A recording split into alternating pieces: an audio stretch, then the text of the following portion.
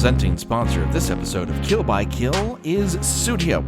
You know, if you're like me, you're using headphones all the time. So you're at the gym, you're in your office, you need portable wireless sound. It's no longer a luxury. This is a necessity. You want headphones or earbuds that not only sound great, but they also look good too. And that's why you need to plug into Sudio, which combines timeless Scandinavian design and pairs it with precision-tuned sound that gives you an almost like being there sort of listening experience. And you don't have to decide between having fashionable headphones and high-quality audio because Sudio delivers both. The best news is that you can experience this amazing audio tech for yourself and save some coin doing it. Head to sudio.com, that's sudio.com, and find the perfect pair of headphones or earbuds for you, and then enter the discount code KILLBYKILL, KILLBYKILL at checkout, and you're going to get 15% off your purchase. And more good news, Sudio ships your choice to you for free worldwide. Once again, enter the discount code KILLBYKILL at checkout to get 15% off your purchase at sudio.com. They look as good as they sound. And now, the body count continues.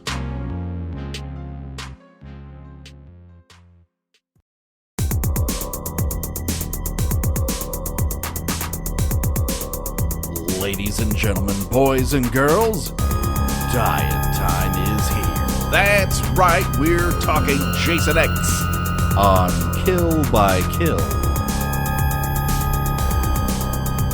Well, greetings and salutations, Internet. It's your old pal Patrick Hamilton. I'm coming to you once again from the outer reaches of outer space. It's a lot of outer. Anyways, this is the Kill by Kill podcast, and we're dedicated to celebrating the least discussed component of any horror film, the characters. That's right, we're going to unpack all the gory details of Jason X in the hopes that a Space Marine's untimely end is just the beginning of the jokes that we can make at their expense. And as always, there is only one person I trust to help me center all the aliens that we've found and mount them on a wall. The one and only Gina Radcliffe. How you doing, Gina? Happy 50th episode, Patrick. Yes, we finally made it. I mean, technically we made it a while back, but this is the 50th official episode of the Kill by Kill podcast. It's a shame that we had to waste such a nice round number on this garbage pile of a movie. True, but you know, it was going to happen sooner or later, and it has happened sooner than we might have wished. This is quite an interesting cinematic effort, is how I'm going to spin this one. Interesting, yes. It's been an experience so far. It sure is blue. That's what you could say about it. There's a lot of exposed torsos.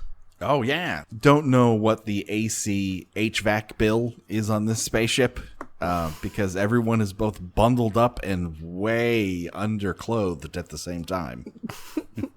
Well, I hate to scare you, Gina, but we are not alone. That's right. Our special guest this week is the host of Off the Cuffs, a kink and BDSM podcast, and Being There, the podcast that explores the extraordinary aspects of everyday people's lives. It's the one and only Dick Wound. How you doing, Dick? Hello. I am doing wonderful.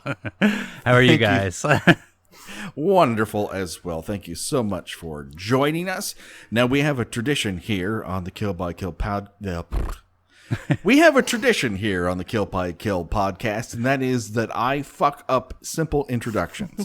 The second tradition is that we always ask our guests what their introduction was to the Friday the 13th franchise. What was it for you? So I had a couple of dipping my toe in moments before I took the full plunge, and so when I first started, I was pretty young, and my friend had stolen, I guess, copies of the movies on VHS from his dad and hidden them behind his TV, and and so like we'd be hanging out, and his mom would like leave the room, and he would pop in Jason Takes Manhattan, and we would watch like little scenes of that, and then we never got through the full movie because she would come back and then we'd have to turn it off because we weren't supposed to be watching it. And then I sort of did this thing when I was younger where I used to kind of hide behind the couch and watch what like the adults in the house were watching. And I used to also do that to my older sister, and she was watching the sixth installment. And that was the first one that I watched, I guess, fully, but I was hidden behind a couch watching it. No, that's the best place to watch part 6. Yeah. But then when a couple of years later, I had gotten my hands on the first couple of movies, and I watched 1, 2, and 3 all together. And 3 was the one that actually made me fall in love with the series. I know you guys. I know you guys had a lot of things to say about 3, but I actually love 3. 3 does zip along when you watch it with an audience. Listen, people should like what they like, especially when it comes to the Friday the 13th. There are a lot of there's a lot for everyone to dig into there. Oh yeah, do you? I have a controversial statement to say. Also, I love this movie so much. God. I am obsessed with this movie. I remember when you guys started the show, and I started talking to you, Patrick, and I was like, I need a spot on Jason X because like I could talk about this movie all day long. And what's funny is that this episode is covering all the deaths that are just like meh. This might be a movie that's full of meh, really, for us. But listen, I'm glad that we have somebody on board who enjoys the hell out of it. I think this movie's great because it's essentially like a Sci-Fi Channel movie, but with Jason in it. I mean, the effect, it looks like a kind of early 2000s sci-fi TV show, like Lex or one of those. I don't know, like not quite as good as Battlestar Galactica, but you know. It's definitely got some like cheesiness to it. But then you also have, I'm a big fan of anytime you take a horror series and throw it up on into outer space too. Yeah, so. I've run into I think at least 2 people who said this is the only Jason Friday the 13th movie they've watched, which is fascinating to me. 'Cause it's like, why would you stop there? Yeah. Why would you start here? they just, but they like it, and I'm thinking, okay, that's because it's the only one you've watched. Yeah. I think it's fun, and like and it definitely, like, Jason Goes to Hell is interesting. I to say the least. And the one thing that movie definitely did is take a different turn, but I feel like this one at least brought it back to being a Friday the 13th movie just in space. Yes, that is certainly something they are going for. This is one of those movies and that I had probably a higher regard for until I started watching it in pieces. And then that regard has slowly drifted away, like Thanos has snapped his fingers. And it is disappearing off to equalize the universe. I watched this section that we're covering twice because I was like, I must have missed something, but no. So you can put that on the DVD box. Jason X. I watched it twice because I figured I must have missed something.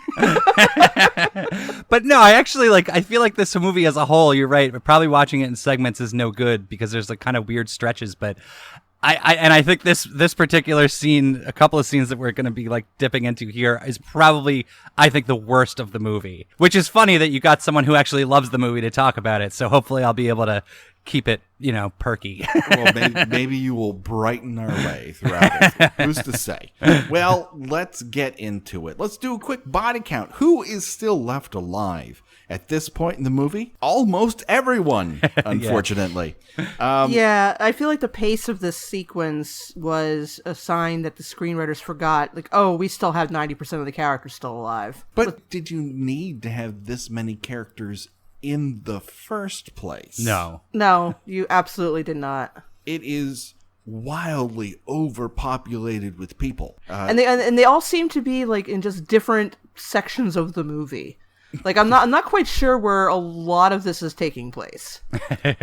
Yeah, Because the map of that ship is confusing. Yeah, it's a little bit. It's kind of got a little bit of the it's like the Impossible Spaceship instead of the Impossible Hotel. Right. Yeah. It reminds me a little bit of Part 8, where they had that giant ship and their graduating class appeared to be like 10 people and change. Yeah. Whereas here, this is, well, a spaceship, I really don't know how big it is in reality, but there are a shit ton of people on it. Yeah. Who seem to all do the same job. We don't know what that job is, but they're doing it. No, we do not. Well, I guess someone has to produce the plastic cowboy hats. I don't know. Let's start with Rowan. And she has a very unique superpower where no one, not here on Earth or in the heavens above, listen to a single word she says. Yeah. I've never seen someone ignored so hard in a movie as Rowan throughout this film. I think they were trying to go for the aliens, like Ripley thing with Paul Reiser. Yeah, I'd mentioned that the professor is definitely the Burke of the movie. Yeah. While we have to study him. No, you're not studying him. You're trying to sell this 450-year-old murderer, which apparently gets you a lot of money on the black market in the future. So Yeah, people are hot for 20th century murderers in this distant future. With the boom of true crime podcasting, I could see that being a thing. Sure. This is where podcasting is taking us. We were wrong to do it. Or maybe podcasting will be outlawed like hockey in the next 20 years. like hockey and complete shirts. Yes. I'm kind of a fan of the outfits in this movie, again, just because it reminds me of a kind of bad sci-fi TV show. Everyone is dressed like an MTV VJ. Yes. Including Professor Lowe. He's an educator, a tireless researcher, and a purple nurple enthusiast. Yes, he is. I noticed that, and it was one of the many, many things I could put on the checklist of why the entire series of Friday the 13th is very kinky. Well, now you are a kink enthusiast. Oh, yeah. And educator, I would like to ask you a technical question. Oh, sure. Now, in the previous episode, we watched Professor Lowe get his nipple twisted by forceps. Yes. By Janissa, who spends the majority of this film dressed like Lenny Kravitz.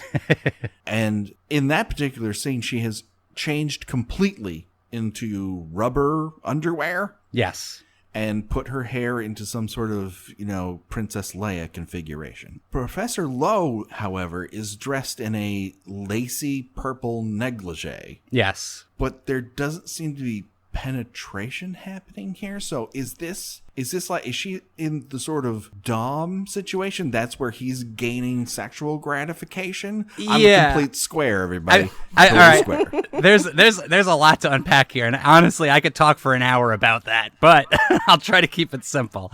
Okay. Yeah, I mean, kink, BDSM, all that, it doesn't actually have to involve penetrative sex or sex at all. Sometimes the act of doing the fetish or the kink is the thing that is the only thing that you want to do. And so what that seemed like was sort of a forced humiliation, kind of role play where they were doing the teacher student thing, even though they really are the teacher student, and because they had the whole kind of blackmail thing where she's twisting his nipple until he tells her that she passes in the weirdest way I've ever heard someone say, you pass or whatever. I've heard a lot of safe words called out in dungeons or kind of scene ender things shouted out. I've never heard anyone say anything like that. Perhaps you should introduce it. Well, there you have it, people. For those wondering, so we got a breakdown. Now I understand at least half of what was happening in that scene. I don't understand where he got that very 1980s Fredericks of Hollywood negligee from?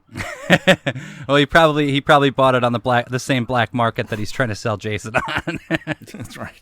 Everyone's trading frozen serial killers in for Fredericks of Hollywood negligees. All right. Well, that once again brings us to Janisa, who is unsuccessfully trying to fuck everything on this spaceship, maybe including the spaceship? We don't know. Then we have a whole batch of space marines who have very silly names, no personalities, and don't really appear in the section of the movie, so fuck them. We have Sunran and the robot that he wants to fuck, KM. Oh, we could also say the robot I want to fuck, but there you go. and technically, I would probably call her a gynoid more than a robot, but still, yeah. There's a lot of technical terms being thrown around here, but before we go any farther, I made a mistake. I should have said at the beginning of this episode that there would be spoilers for Solo: A Star Wars Story, where a guy and a robot fuck. Well, thank you. I haven't seen it yet. Allegedly. And then we have Kinza, who is the first person since Vicky in Part 2 to own a matching sexy sweater and panty set. So congrats to that. We brought an old school look back for the 10th installment. And then there's a whole bunch of other Canadian randos, but who cares? We have enough on our plate as there is. So let's get right back into the action, where we find that the Crystal Lake tradition of leaving gigantic knives around has been kept alive over the course of hundreds and hundreds of years. Yeah, what exactly is this tool supposed to be used for? It's a space machete. So you can chop down space palm trees? Yeah. That, or maybe those little alien creatures that are walking around that are supposed to be Janessa's children or whatever, love children. Yeah. That's on like a medical research table. Like, what are you hacking into? What kind of logs do you need to chop in half? But once Jason then picks up that space machete, we get a look at something that we've touched on briefly, but I want to bring back. And that is Jason's hair. This is just sad. I know he's supposed to have the ability to regrow tissue now, but this sort of patchy beard on top of his head really isn't Jason's style. It's really bizarre. I don't get it at all. It looks like someone was trying to comb his hair before school and he won't cooperate.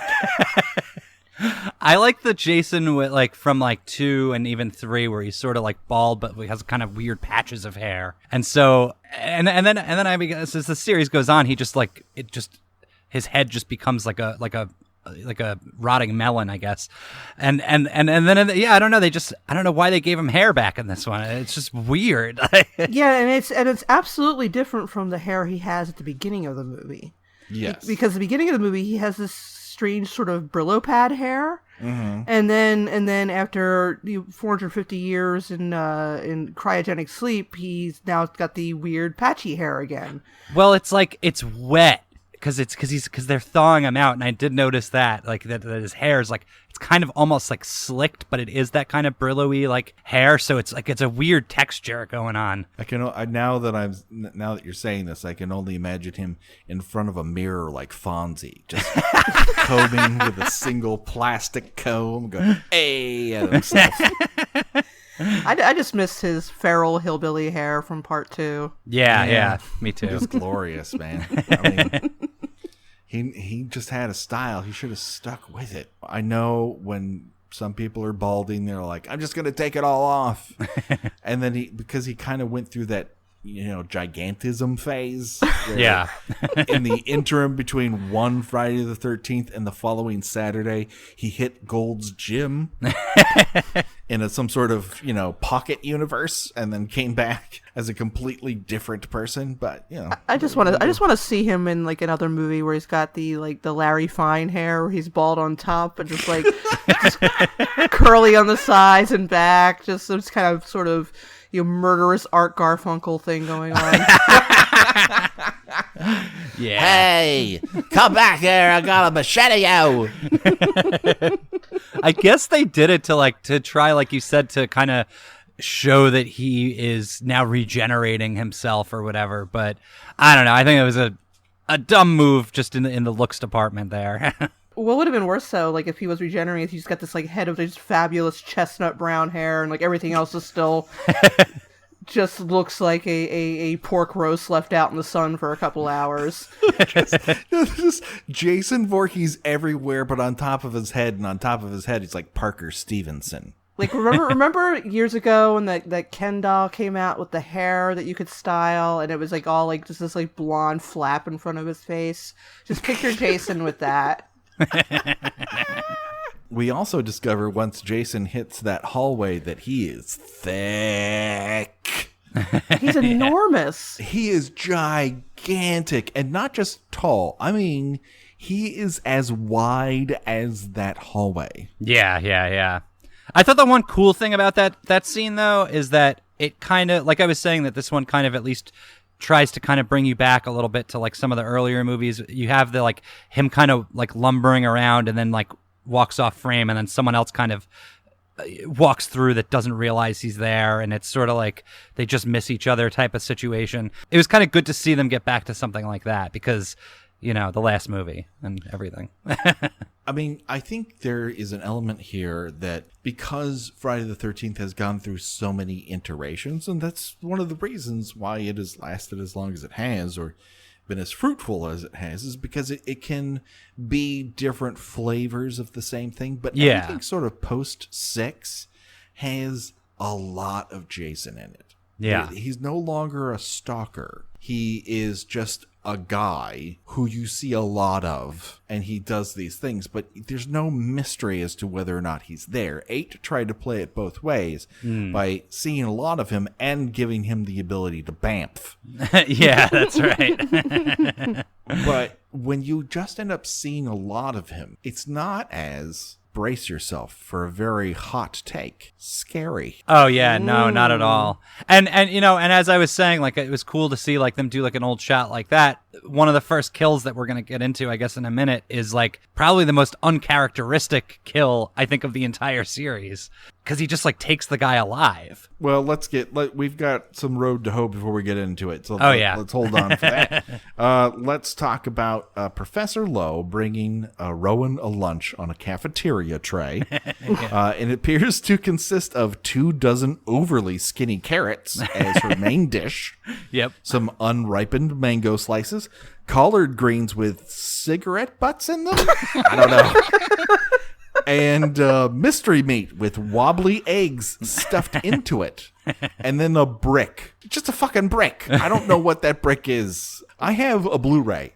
I paused it. I examined it very up close. I can't tell what the fuck is happening. I'm sure the screenwriter probably came up with some sort of, faux futuristic name for it, like it's like Flavo-Fibes or something like that, or it's just, or like Snowpiercer, where it's just compressed bugs for protein. Compressed bugs.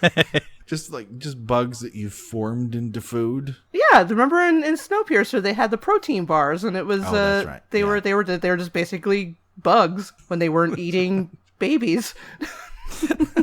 Spoiler: I haven't seen Snowpiercer. No, I'm just kidding. I mean, that's not this a huge whole thing spoiler. is a spoiler. No. Now you know everything about Snowpiercer. There's nothing left to discover. Yeah. That's a very odd meal. Meanwhile, we cut to Jason in yet another hallway scene. And I don't know if this is because he's been frozen in carbonite or whatever the fuck, but this is the most listless we have seen Jason ever. Like, he just walks down a hallway, sort of unsure of where to go. And at one point, he visibly sighs, before taking a right. It's like, well, I guess I'm back on my bullshit. Kill. Well, there it is. It's just, I guess this is what I do. I can't change. I can only do this. You got to imagine. I mean, he's been like kind of stalking the same location for what, like 30 years or something like that. Like, and then all of a sudden he wakes up on a spaceship. Like, that's got to be disorienting.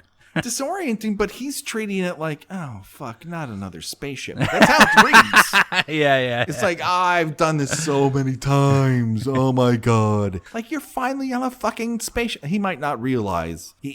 That could be just like another hallway in the Crystal Lake research facility, only there's no water on the floor. So he's got to know that this is somewhat different. Yeah. Meanwhile, Lo is giving Rowan the Dr. Phil treatment. Yeah. I'm not really sure why he's doing this, because if he already knows Jason from the man that he FaceTimed in the sleeping drawer, which is my favorite character in the movie. Oh, he's great.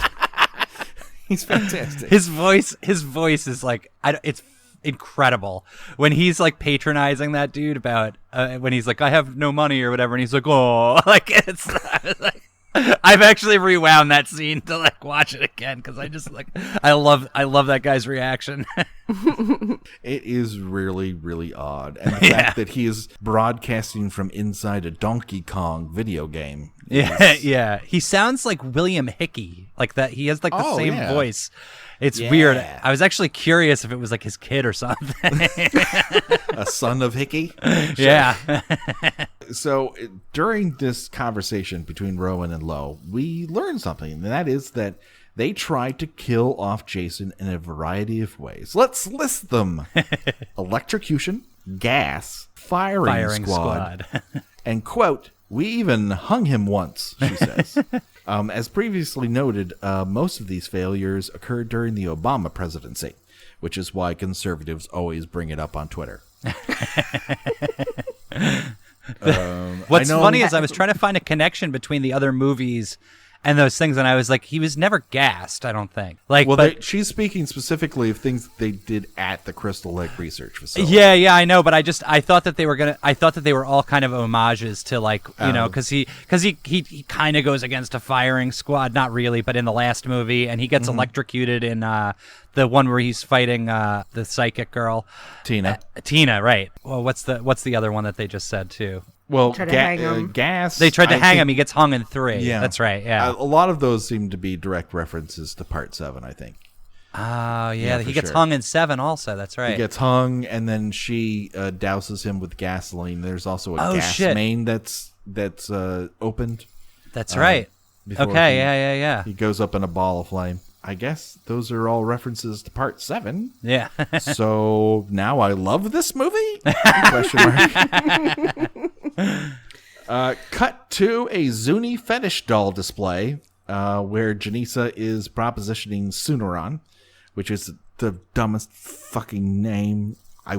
We gotta give this guy a fucking nickname. I'm sick of saying his name, and he's gonna last for the entire film. Suni, I don't know. Sonny, I don't know. Just call him Ron. Ron, yeah. Ron, bought and sold. Is there a particular reason that Janissa wants to sleep with the most boring person on this spaceship? Because she thinks she can. I think she's jealous he's like of something to be KM. conquered? Yeah. Okay. See, I think she's bored. I mean, how long have they been there? I think she's jealous of KM. I think it's a type of thing where she's like, oh well, he wants to sleep with this gynoid, but I want to get him for myself. It's like a competition. She's jealous of the sizzling chemistry between Sunaran and KM. Oh yeah. I mean, just right. Whenever these two are on screen, I just break into a sweat. It's just incredibly erotic. That's right. Postman rings twice. Fuck off. The Big Easy. Call me by your name. I don't think so. Just move over. More like call me by your lame. We've got a new set of hotness, and that is Ron and his robot. She's fine. She's a fine actress and everything, but Jesus Christ, there's nothing happening here. Everything seems to have been shot where they're like, are we going to say cut? He's like, no, just do it, and I'll piece it together. Yeah. So people just like randomly shout their lines. And you're like, is the camera pointed at me? He's like, maybe. Moving on. Yeah, no, yeah, he definitely has no. There's something with that guy. He just definitely has no presence whatsoever. And it's funny because it works with her because she is like artificial. So you're like, okay, she's a little awkward or whatever, but he's just as awkward. And so you're like, wait, are they both androids or like what's going on here? She's trying for awkward. Like she's trying to come off as artificial and not quite human. Yeah. And he has an innate ability to project that. Yeah. And now, during some point in this, in the grand tradition of My Girl Friday, this back and forth that they have, Ron tells Janisa that he's not attracted to anyone who has bigger balls than him. Yeah. And I'm really hoping that everyone is aware of this information because they all had to measure their balls before they got on the spaceship. Is that something that happens? I'm not an astronaut, so I didn't really do well in science. Is that a thing that astronauts have to do? Measure their balls? I don't think so. Okay, but you can measure your balls and compare notes with everyone else. You can. I mean, if you want to get into it for a minute, I mean, I have measured my balls. But I had to do that to be fit for a chastity cage, so. Oh. Yeah. Oh, so you look, there we go. Yeah. That all you needed to say. So I'm so square. It's a bold choice to make Janisa the Randy from Scream of this movie, considering that she does not know how jokes work. She just kind of delivers every punchline like she's conducting an orchestra that's just out of frame. Everything has gesticulating arms and no sense of rhythm or point. She just says lines. And they're like, okay, that works for us. Like, how short was the shooting window that they just took every first take of her joke? Yeah, she definitely plays like someone who's done more stage acting than film acting, where everything is really big and your co-stars just kind of look at you like they're kind of puzzled and don't really know what you're doing, and you maybe haven't consulted with them before you started filming, and like kind of what I would imagine everybody looks at Jared Leto like when he's filming, just like, I don't know what you're doing. I'm just going to kind of go with it. Makes sense. Yeah, but they're all like, but the problem is that none of them are good. Like, no, and a lot of them are trying to be the breakout character. Like there's oh yeah, Janessa, and then who's the guy at the cowboy hat who really hasn't done anything except sit there and talk about how horny and lonely he is. The engineer guy. Yeah, like they're definitely both trying to be the breakout character. Yeah. Actually, I think the one person who brought it was Brodsky. He's got Yeah, Brodsky, believe it or not, is not played by Tony Todd, but someone who really would like to be Tony Todd. I swore to God it was Tony Todd. No, this is not Tony Todd. This is the guy that gets kicked into the pit in 300. I'll be darned. Okay. Oh shit. Yeah. Yeah. Oh, and we can't forget, as far as trying to be the breakout characters, Azrael. Yes. Oh yeah. Oh, useless. Oh man. Well, I don't know. You know what's funny about this guy is he kind of escapes being killed by Jason twice. That's more than a lot of people can say. Yeah, but the first time was just an accident. I mean, he was basically a frozen statue, and he still lost an arm. But if he had been killed there, that would still count as a Jason kill. Yes. I would count that as a Jason. Oh, yeah, definitely. No, and it would have saved us a lot of grief. But hold on. Yeah. We're getting there, believe it or not. Kill. Break. Well, hey there, hi there, ho there, killers. This episode of Kill by Kill is brought to you by Studio brand headphones and earbuds, the perfect harmony of studio quality sound and Scandinavian minimalist design. Yet just tonight, I used my new pair of Vasablo wireless headphones while walking my dog Nigel. And unlike my old headphones, I didn't need to worry about Nigel knocking out the earbuds out of my ears right at the cord and sending them into his freshly deposited pile of poop. That's happened to me twice. Not with my studio headphones, because they provide me the ultimate wireless freedom I need. Plus, you get the unparalleled design and 8 hours of continuous play on just one charge. Now, you could grab a pair of Vazabloa earphones for yourself at Studio.com and use the code KILLBYKILL at checkout to get 15% off your purchase. Do it today. That's Studio.com. Use KILLBYKILL at checkout to get 15% off your total purchase today. Kill. Break. Brodsky is in charge of the Grunt Squad, which is what you call the Brute Squad in space!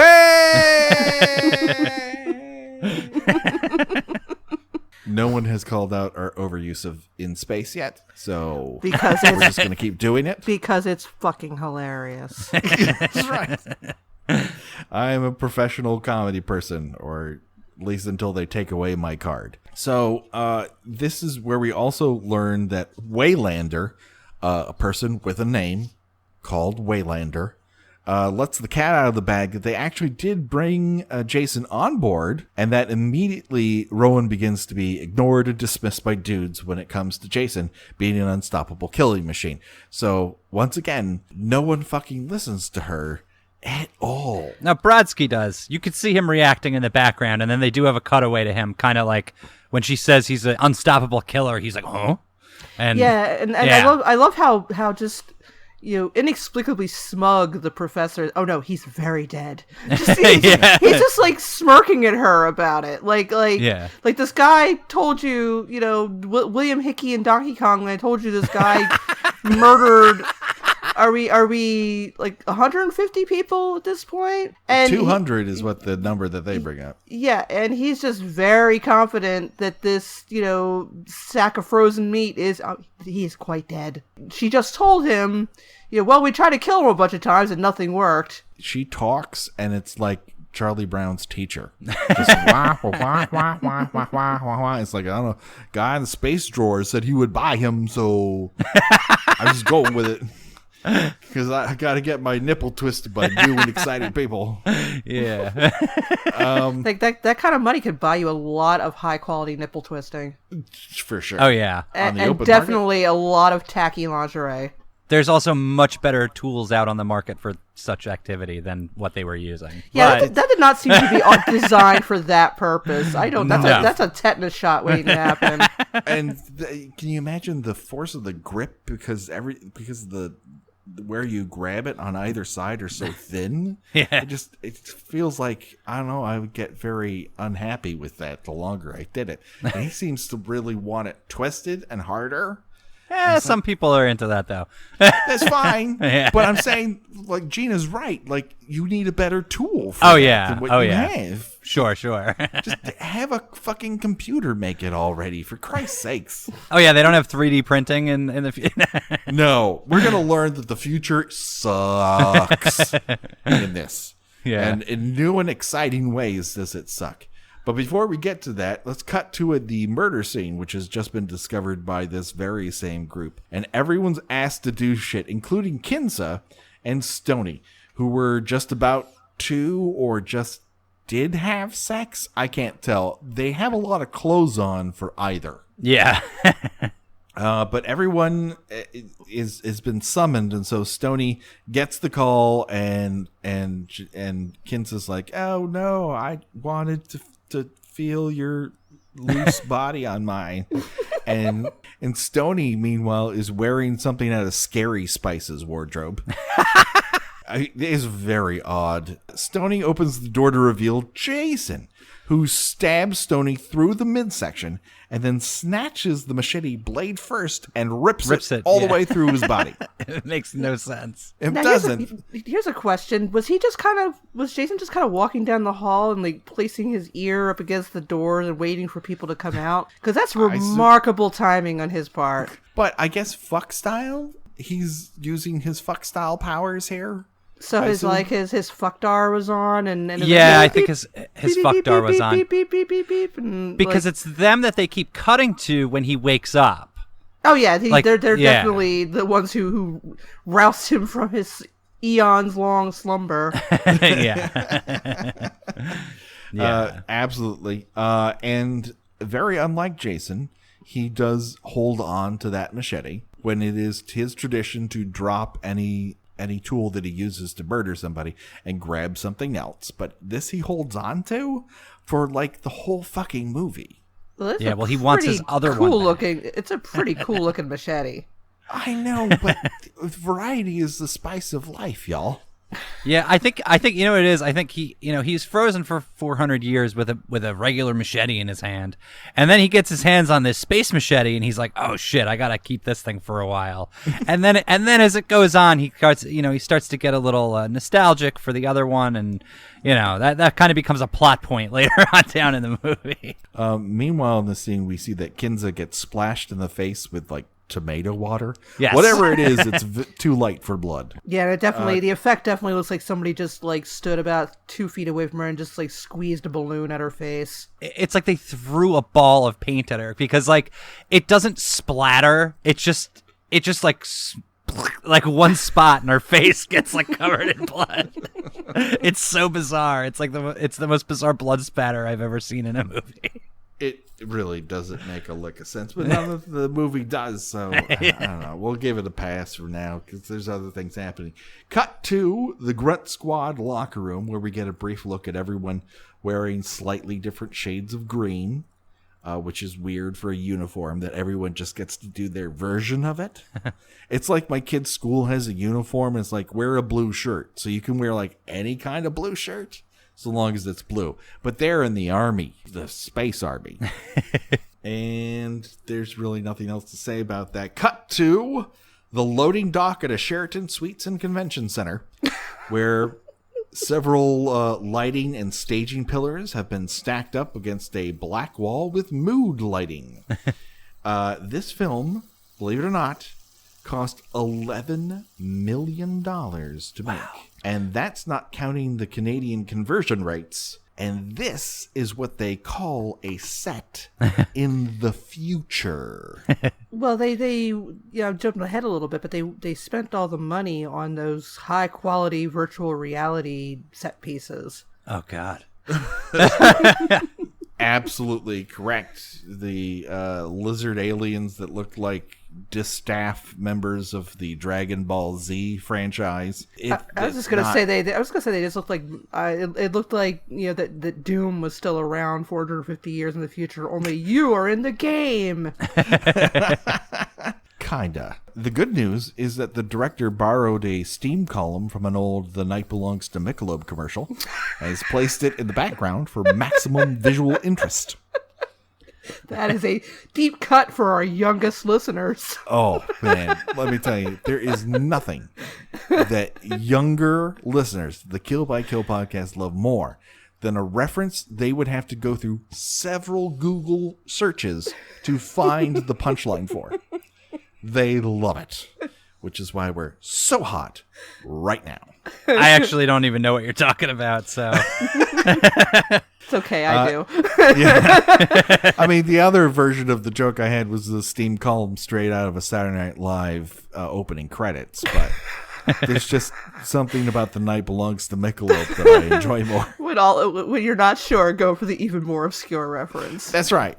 If you confuse people, it's still funny. And if it's a direct reference that they just don't care for, it's not going to be funny at all. So embarrassingly enough, I wouldn't have gotten the Saturday Night Live one either. I think I've only seen half an episode of that in my life. They can, our listeners can just, enjoy the sound of two elderly people commiserating over something from their youth. That's right. Hey, back in my day, they would have a guitarist sing about your beer.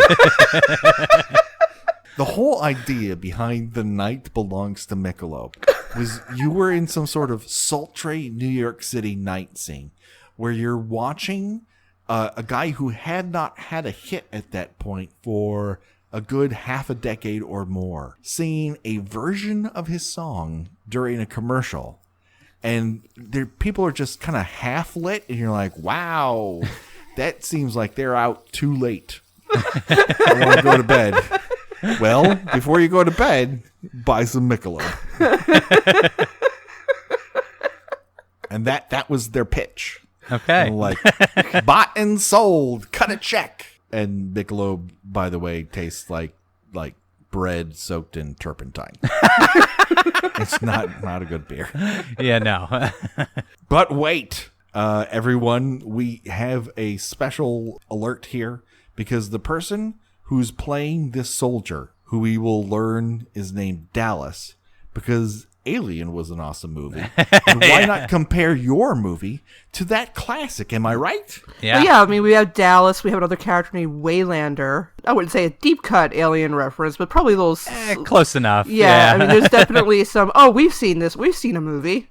Yeah, Yes. and then even just the whole like kind of Paul Reiser, thing there going are on. many Alien homages. Oh, even I'll be generous and call it an homage. Oh yeah, even the end has like a big one, like the getting sucked out. Well, we're not talking about that right now, but yeah.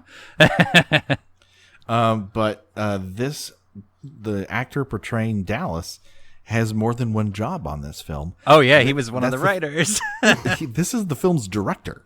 No shit. That's Todd Farmer. I didn't I knew he was a writer. I didn't realize he directed that. He also, we're gonna put directed in dick fingers. I was And gonna say you didn't notice he was a director because the movie wasn't really directed. Nah. I mean, they had a shot list, and everyone showed up, and there was like film in the camera, so something obviously happened. But everyone at New Line was so enthused by what they saw that this film sat on a shelf for 2 years. 2 years, during which everything after Scream was released. So you have slasher movies coming out left and right, and they're like, is this the right time to release a Friday the 13th movie? Yes. Okay, let's wait a year. And then they waited 2, and like, has The Matrix come out and revolutionized the way people see film? And they're like, yeah. Now's the right time to release Jason X. It's got a virtual reality sequence in it. We're watching it. It looks like an old Michelob commercial. I'm still flummoxed that was the director. I looked at the IMDb for this because when I was watching this scene and I was like, this character, I was like, whose brother is this guy? Because he doesn't belong in this movie. And I just wanted to see like what was going on here. And when I checked it out, I'm pretty sure, and this could just be me being bad at using the internet, but I swear he was credited first as writer, second as actor. I didn't even see director. So that's kind of funny. But yeah, I was like, oh, this guy has to be like, someone's brother or something. And then I like pulled it up and I was like, oh no, he wrote the movie. There you go. No, you were absolutely correct, and I was incorrect. Oh. He is listed as a writer. James Isaac is the director. Okay. I was incorrect. Okay. So Again, thanks does it for really- making me look bad, Dick. No problem. But I again, do it to does my co-host does it on my really show all the matter? I mean, there's not much direction to be found in this movie. No, he might as well have been the director. They for all I know, they're 2 names for the same person. There's no voice being described here. Boy, it's really looking bad that we know somebody who knows Todd Farmer, and we are completely blowing up his fucking spot. We have like, do you want me to contact him? And I kept going, that is a very generous offer. I don't know if he's going to want to talk to us after we talk about Jason X. No. Yeah. This sequence is pretty much like example A of why he would say hell fucking no to the possibility. The VR here seems to emit viscous alien fluids. There's so much wrong with this fucking scene. There's so much wrong with it. And all right, first of all, how the fuck does Jason interact with the VR things? How does he see them? Why, like, they're wearing like things on their heads that make them able to like do that and control. Why doesn't he just see them on the floor sitting But it's there? also kind of like the holodeck on Star Trek: The Next Generation, where it seems to encompass the entire area. I mean, Well, that's how they pitch it more later on when they use it to kind of try to distract him, which is one of the best scenes in the movie. But why do they like? Because they have things like it's like they have these boxes in front of them and these like kind of headbands on, and you like I would think that you can't see what's going on or interact with it unless you're kind of linked into this thing, and that's sort of how they're pitching it here. But then he interacts with them. He's cutting the thing in half, and he's cutting them in half or whatever, but then later on, like again, you know, they it's like the rules of how this VR room work don't make any sense. I don't quite understand it, but I also feel like that this being someone's pitch as virtual reality 500 plus years from now is a lack of imagination. Oh yeah. I don't quite understand how it works other than it gives Azrael our favorite character the opportunity to use his overly long gun as a penis at one point when he says that he's feeling it and he kind of fucks his gun a little bit. And I was not very happy with that at all. And the gun kind of looks a little bit like a super soaker. Yeah, it looks like a shrimp fork on steroids. It looks like something that you would twirl around pasta when it's boiling. Yeah. And so Jason then enters the scene somehow. Cuts an alien in half. How? Kinda. That's what I mean. It makes no fucking sense. Like, why did they not have guns shooting this thing, but he can use his machine? It's so dumb. It doesn't track. It just does not track. But once again, I want to remind everyone, this film was released after The Matrix. After the sequels, right? Yes. Yeah. Well, the second one, did that come out like 2003? So that came out like after this. Okay. There was still a lot of superior special effects, heavy movies before this. Yes. Yeah. Like the blood monster in Blade looks better than this, and Yeah. that didn't even make the final movie. They don't like how it goes when Jason then cuts them in half, and so Dallas shuts off the game. And you can almost hear, and Jason, as if he hears the cry of every cast of every audience member in every screening of this, chokes Azrael almost immediately. Dallas then flanks him, gets a couple shots in. Jason drops Azrael, who apparently was styled after the lead singer of Big Mountain. And look it up, people.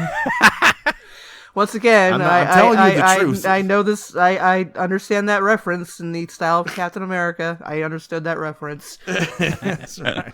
You know, baby, I love your way you choke Azrael. I wish you had done more of it.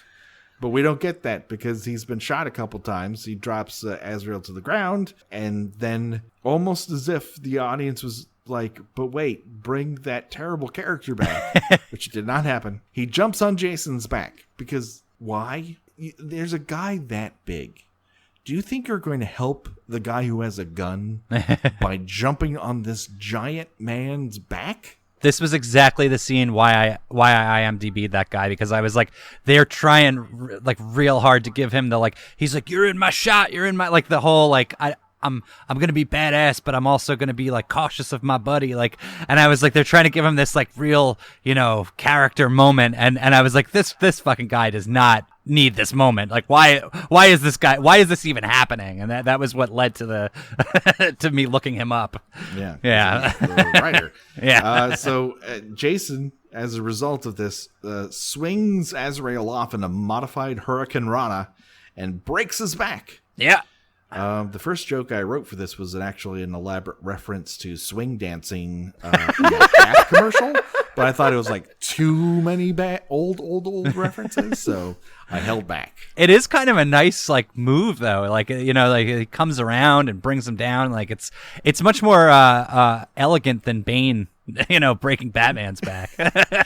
I mean, yes, it's one of the few moments in this film where it cuts on action. So Yeah. I like that. That's Yeah. neat. And then Dallas gets his face slammed into a wall, and we hear a funny squeaking noise as his face slides down. Yeah. So, that's what happens in this section of the movie. Yeah. That was a scene. We need to rethink the way we do this podcast, or the entire podcast. Nothing happens in this section of the film, and yet the last episode we talked for over an hour, about 20 minutes of nothing fucking happening. Yeah. This like watching it this way definitely made a movie that I love much harder to watch. I think because particularly with Patrick, because he doesn't seem to miss anything. You're just really, really hyper focused on each individual section, and it makes you more aware of, okay, this is really fucking stupid.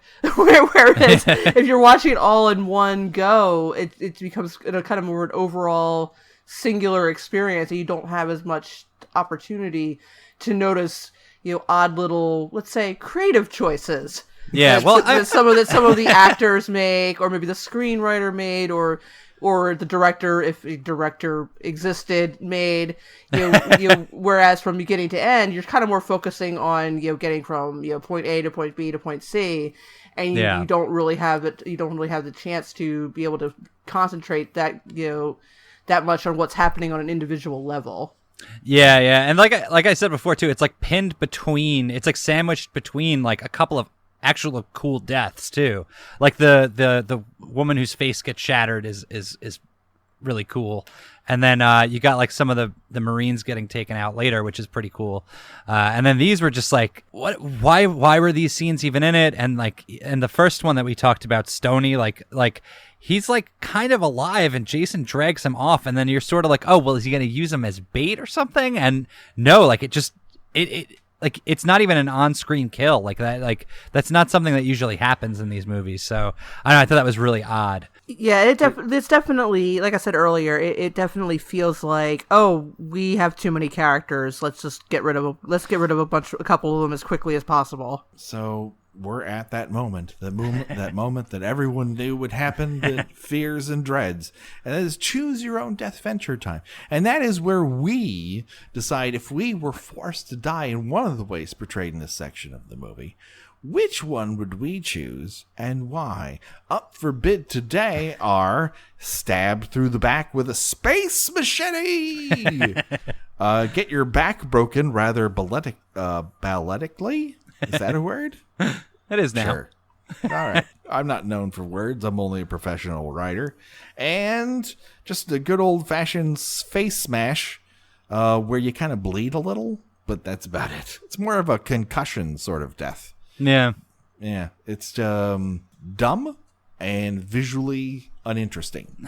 So those are your choices. And Dick, as our guest, I choose you to go first. All right. Well, again, just to reiterate, this scene, this whole, the scenes we've been going over, I would prefer any other death in this movie than any of these three. But if I have to pick one of these, I am going to go with the back break, the pirouetting sideways, whatever back break, just because it seems like you'd at least get to go on a fun little ride for half a second before you get, broken. Now, you do realize you're going to have to possess that hair. Well, my hair is disgusting and crazy, so I think maybe. It's not, I've seen pictures of it, and it's not Azrael disgusting and crazy. No, it's not that bad, but I mean, it's like halfway there. Everyone's gonna have goals. Yeah, no, I've been lazy, so. All right, Gina, what say you? Yeah, I mean, none of these are particularly exciting or interesting or even particularly gory, but I guess I'll go with Stoney, mostly because he's probably feeling pretty good. He just got some right beforehand, and didn't really have too much. I just when you have like a huge machete just driven through your midsection, even if you're kind of conscious, you're not really conscious at that point. So I mean, if I had to pick one, I'll go with Stoney. Okay. Yeah, I think I'm probably going to go with Space Machete, only because then I would get to wear that shirt. I mean, that's a hell of a shirt. I mean, you can club in that shirt. You can just hang out. I would feel like an influencer, and not a good one, but an influencer nonetheless. And that would make me feel young and not quite so old that when I make Michelob commercial references, that people go, oh, he's just very well steeped in pop culture, and not like, oh my God, he's so old, he's dust. If you're wearing a shirt like that when you made the Michelob commercial reference, it would somehow be cool. That's right. We don't know what he's saying, but we just know it's meaningful. All right, well, there you have it.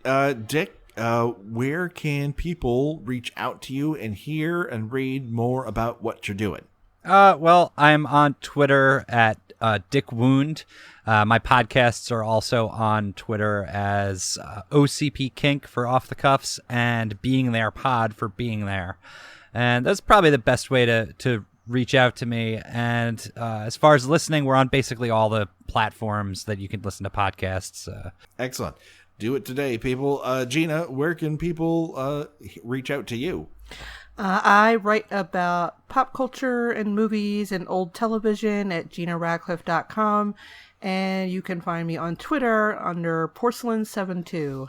You know what, people? You have reached out to us more often. We have bounced up from our previous stagnant levels on iTunes, and we have bounced up. We have a new 3-star review. I'm very proud of. We've got a lot of 5 stars, 1 4 and 1 3. So we've got a like and a So it's a great variety now. But more positive reviews as well, and we truly appreciate it. You know, iTunes reviews help you rise the ranks, and they're very important that way. So if you can do that, and you tell us what your favorite kill was in the Friday the 13th franchise or any of the films that we've covered, we'll talk about it here on the air. That's our solemn promise to you, the Kill by Kill listener. Talk to us on Twitter at Kill by Kill Pod, Instagram, Kill by Kill Podcast, any of the Facebook groups. You know, set up smoke signals. I won't see it, but it'll be fun, and your neighbors will complain, and that's the best part. And that just about does it, but don't worry, the body count continues. Until next time, everybody, for myself, for Gina, and for Dick, bye-bye, everybody. Bye. Good night.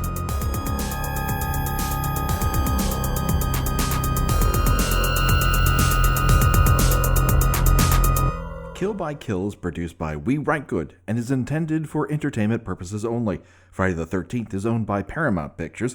Jason is owned by New Line Cinema. No infringement is intended.